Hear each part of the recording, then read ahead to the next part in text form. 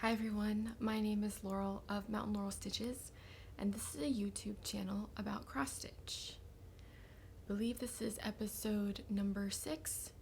Today is January 31st, 2021.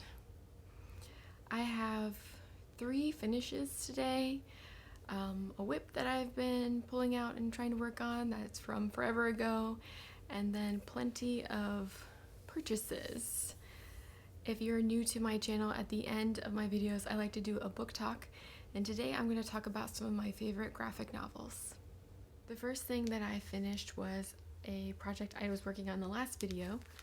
That is Les Chats Enchantes, Cat St. Nicolaus. I'm not sure how to say this. Nimue? I don't know. But he's a really cute little project. It's only a 4x6. Took me about a month, which I'm a slow stitcher, so that was okay. I feel like that's pretty good for me. I've been able to work from home lately because our school system has reverted to distance learning. So no commute means more cross stitch. And here he is. See if I can get it a little better. He looks really cute. I just used DMCs, which is what it's called for. It's stitched 2/2 on 32 count platinum Lugana, and some of it is half stitches here. There is a little bit of 1/2 to define the branches. I used beads here that were just left over from some Mill Hill kits, and then there's a little bit of gold thread throughout just to make him pop. I don't know if I'm gonna try to frame him myself or get it done professionally. I think I need to stitch my name, like my initials here. I always forget to do that, but I can't wait till next Christmas when I can have him out because he looks ridiculous, and I love it, even his wonky eyes. The other project that I finished was a Christmas gift from my parents. It is Mill Hill Valentine. I finished it, although I noticed something's a little bit wrong right here, but this is beads and button right in the middle. This is all sorts of stitching. Cross stitch, back stitch, Smyrna stitch. You have to make these little hearts. I think it looks great. I want to get the white frame, but it was sold out when I went to go look for it, so have to keep an eye on that. The only thing about this project is I think it might be better suited, like the pattern, for fabric instead of perforated paper. There just seems to be some stitches in it that, looking at the pattern, would be like you could have more flexibility on with fabric instead of perforated paper. I wasn't that particular, so I thought it looks great how it is. There's, I kind of can see the beads there sticking out of it, but it looks really nice, and I have no Valentine stuff, so this is perfect. The other thing that I finished came from Cross Stitcher magazine. I got this at Barnes & Noble near me. It came in a bag and it came with some free kits. One of the kits was Merry Mail. It's a card. It did come with all the stuff to make the card. I don't really cross-stitch cards because I worry people will throw them away, and I feel like it's a lot of work to be thrown away, so I feel like I would be very careful about who I gave it to. Probably my husband. He keeps every card that I've ever given him, but he also sees my stitching all the time, so it's not really a surprise. Here's how it turned out. There are some beads on there, just some random ones that I had from a Mill Hill kit that was left over. I did try to pin stitch. They make them really thick though. Maybe I did it wrong. I didn't put the robin in the middle because I kind of felt like it didn't really add to the piece, and it kind of drew away the attention of it, so I left it without. But I like that. I don't know what I'm gonna do with it. But those are my finishes, and then this is really cute. That was in the magazine. This little reindeer scene with the pulling a sled with a fox and deer and all sorts of stuff. So I want to stitch that for next year. It said it would take you 50 hours in this magazine. I'm just going to go ahead and add another 0 to that because I'm very slow. That seems very optimistic. The whip that I'm currently working on is my birthday start from last year that I put down for like 6 months because it was one of my first linen projects and I kept being like off by half of a stitch somehow. So I decided to pick it up and try it again, and it's going a lot better. It is Shenandoah or Shenandoah, not really sure which way you're supposed to pronounce that, by Carriage House Samplings.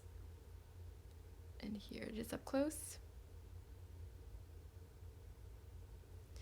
And here is my progress. Let's see if I can get it.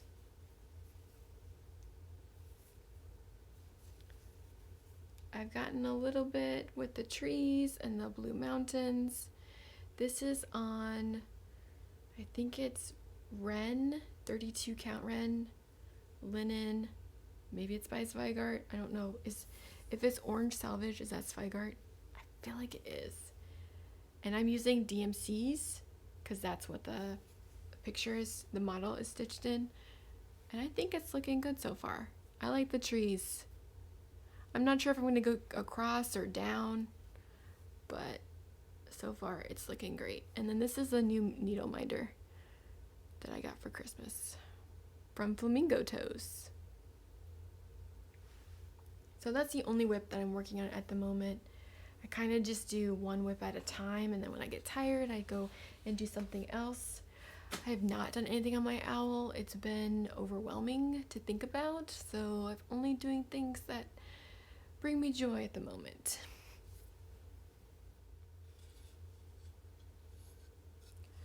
I did get a couple of gifts for Christmas for cross stitch. There was the Mill Hill kit that my parents gave me, but also this other Mill Hill kit they gave me. It is Harvest Corn. I think that looks really nice. I like the other kit that I did, so this will be a great fall project.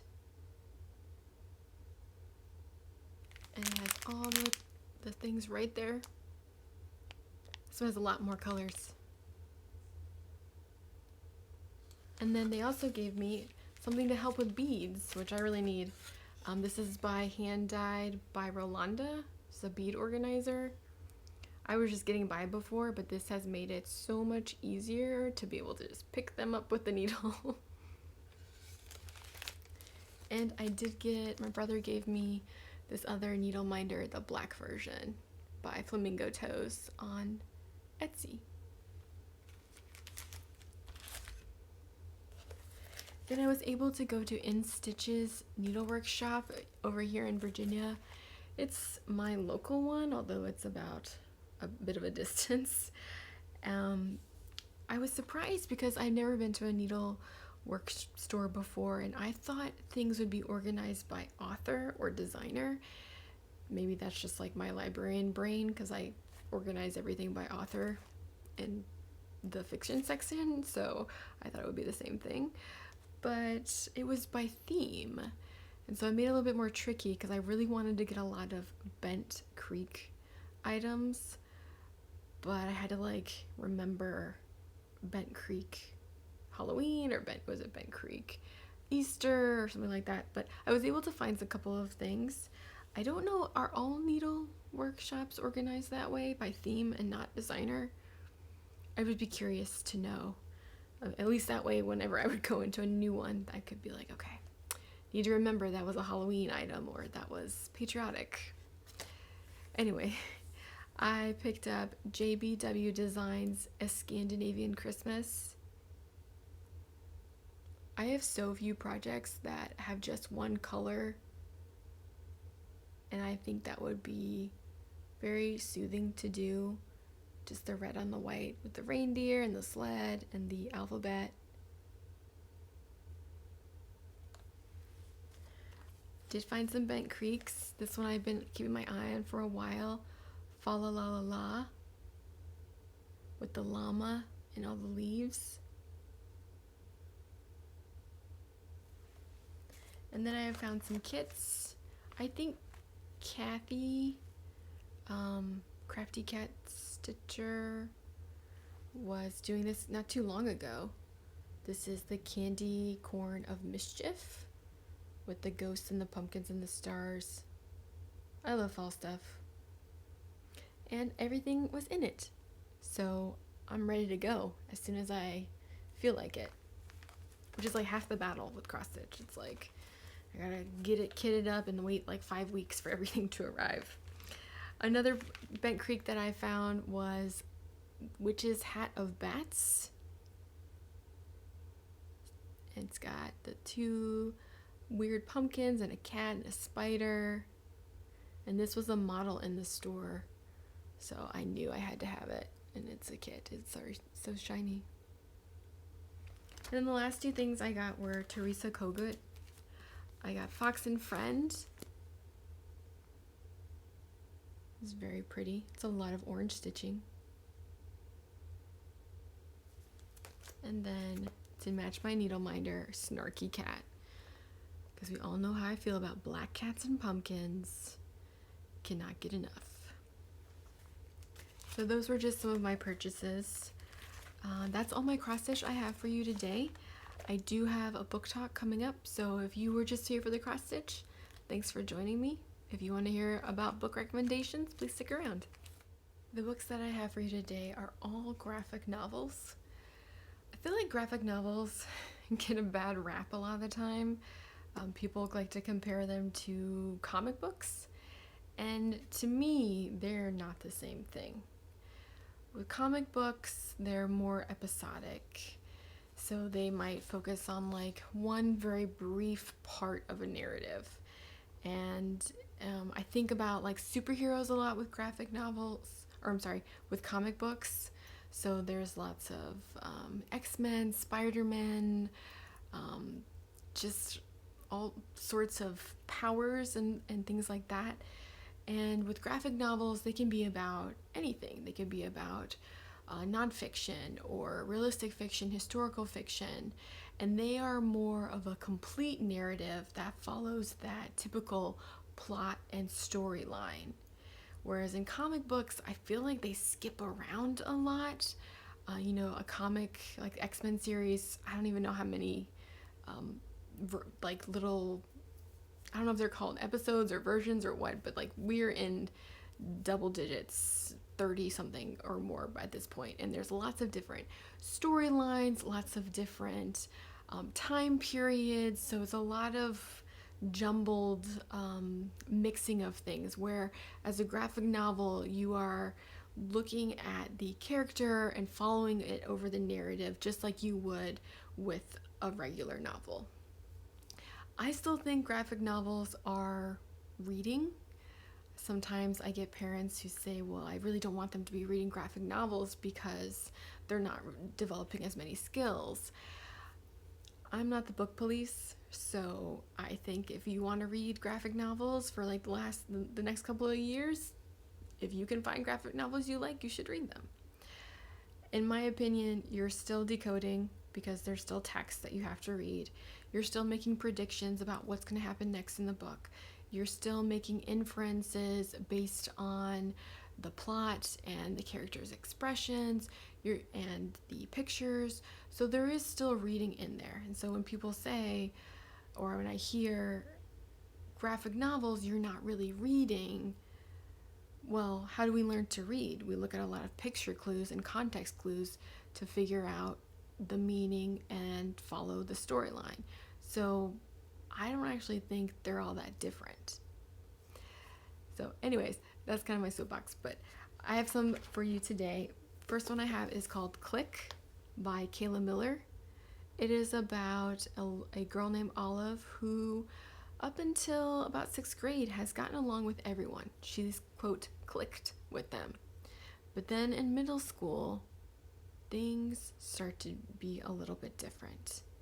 And she really has to figure out her place in her friends or even making new friends.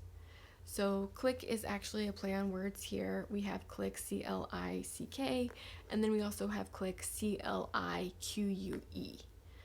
If you have a like an older student, fifth grader, fourth grader, someone in middle school who's really struggling to find their place among their friends and trying new things and trying to decide if they want to, if they're not fitting in as well, then I would really recommend this book. This is a series. This is the first one. I've only read the first one, and there are 4 total. I don't know if the 4th one is published yet, but definitely worth checking out. And here's what it looks like inside.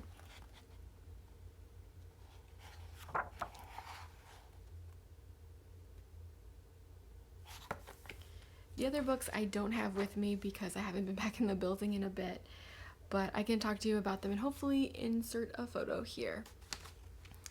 The other book, second one, is called Real Friends and Best Friends by Shannon Hale. Shannon Hale does a lot of fantasy books, even early readers. Princess in Black is one that she's done a lot. But in Real Friends and Best Friends, she starts to base it off of her life. And it is, to me, more about the loss of friendships when you're in elementary and middle school. I think that's a really hard lesson to learn when you're a child, that not every friend you have now will be your friend for the rest of your life. And it's about peer pressure and where you fit in, and also touches on anxiety and how anxiety can manifest into physical symptoms like a stomach ache, or even mental ones where you start to check things more often, and like some OCD symptoms. So Real Friends and Best Friends, very tender storyline. I think it's such a appropriate book for getting to those emotions of letting go of friendships and really seeing that not every friendship you have is going to be permanent. And I think that is an appropriate thing, especially right now. I feel like it's really hard to maintain friendships right now unless you're very purposeful about it. So for that book, I would say probably, I think you could go as low as 3rd grade if they're a more emotionally mature 3rd grader, but probably would be better for later on in elementary school and then middle school as well. The next book I have for you is El Defo by C.C. Bell. This is a semi-autobiographical book about C.C. Bell's life, specifically when she loses her hearing as a child as a result of a fever when she's a little girl. I would recommend this book for upper elementary school. It takes place in the 1970s and the characters are drawn as animals, so I kind of feel like that's a little bit hard to follow. But this book really shows more diversity than I really run across with hearing versus non-hearing, and showing students what that's really like from C.C. Bell's perspective. I really enjoyed this story. I think it speaks to the resiliency that kids have as a child, and also shows ways of not letting things define you, and also where you fit in the world. So it's interesting to see how C.C. Bell manages it, especially because in the 1970s we are not as familiar with the technology we have today. So she has to wear a device on her body, so her hearing aid is like actually on her like clothing, and not up next to her ears. So I thought that was really interesting to show. And I really recommend this book. If you've never read it before, please put this on the top of your to be read pile. The last 2 books I have for you are Amulet by Kazu, I'm gonna get this wrong, Kazu Kabuishi.